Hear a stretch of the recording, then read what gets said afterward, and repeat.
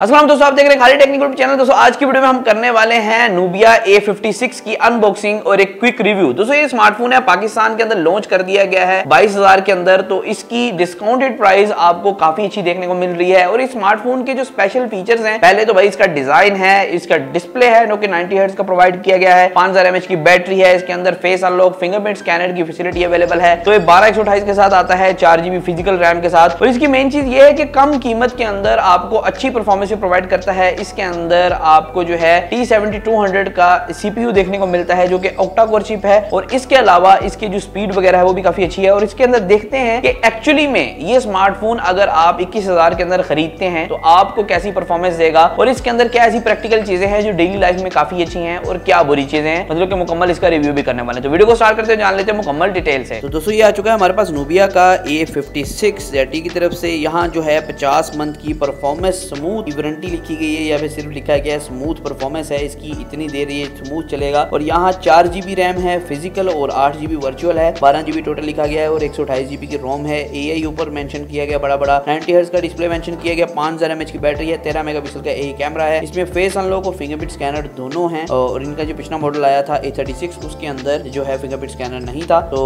बाकी इसको ओपन कर लेते हैं और देख लेते हैं इन दी बॉक्स आपको क्या क्या चीजें जो है वो देखने को मिलती है। के अंदर इस तरह कुछ बॉक्स आपको देखने को मिलता है। सामने की तरफ आपको जो है सारे वो स्पेक्स मेंशन है जो कि बाहर मेंशन थे। तो फोन को हम यहाँ से निकाल लेते हैं, रखते हैं साइड पे। बॉक्स के अंदर देख लेते हैं क्या क्या चीजें हैं। बॉक्स यहाँ से निकलेगा और बॉक्स के अंदर हमारे पास कुछ कापियां और किताबें देखने को मिलती हैं जो कि पाकिस्तान के अंदर कोई नहीं पढ़ता। लेकिन एक सिम इजेक्टर टूल भी आपको देखने को मिलता है, इस तरह की कुछ क्वालिटी का है। और एक आपको प्रोटेक्टर देखने को मिलता है जो कि अपने फोन के ऊपर लगाना है, आप देख सकते हैं। और एक आपको सिलिकॉन केस भी देखने को मिलता है, इसको भी निकाल के देख लेते हैं। ये इस तरह का TPU केस है। और एक आपको चार्जर देखने को मिलता है ZTE की ब्रांडिंग के साथ, ये 10 वाट का चार्जर है। और एक type A to type C cable देखने को मिलती है। फोन जो है इसको ओपन कर लेते हैं। फोन हमारे पास ब्लैक कलर के अंदर अवेलेबल है, तो यहाँ से फोन को ओपन कर लेते हैं। फोन बैक की तरफ से काफी ज्यादा खूबसूरत है, काफी मजेदार फोन है। अगर इसकी ये पन्नी उतारते हैं तो और भी बेहतरीन ये नजर आएगा। ये देख सकते हैं इस तरह का कुछ फोन है। और फोन की आप बैक देख सकते हैं, काफी ज्यादा खूबसूरत बनाई गई है। बैक की तरफ ट्रिपल कैमरास लगाए गए हैं, और एक जो है AI का मेंशन है। और फोन का जो बटन है ये रेड कलर के अंदर है। इनका जो दूसरा मॉडल था उसका भी फोन का जो बटन था वो रेड कलर के अंदर था। तो और यहाँ जो है नीचे की तरफ टाइप C पोर्ट है, 3.5mm जैक है, एक जो आपको स्पीकर ग्रिल देखने को मिलती है। आपने इस फोन की अनबॉक्सिंग देख ली, अब इसके रिव्यू की तरफ चलते हैं। इस स्मार्टफोन की अगर डिजाइन की बात करें ना, तो डिजाइन मुझे काफी ज्यादा खूबसूरत लगा है। इसकी बैक की तरफ जो ट्रिपल कैमरा का सेटअप है और बाकी चीजें हैं, इसके अंदर आपको ना 3 कैमरास बैक की तरफ देखने को मिलते हैं। इसके अंदर AI कैमरास के अंदर जब जाते हैं तो आपको 24mm की एक लेंस देखने को मिलती है। डिजिटल जूम से ही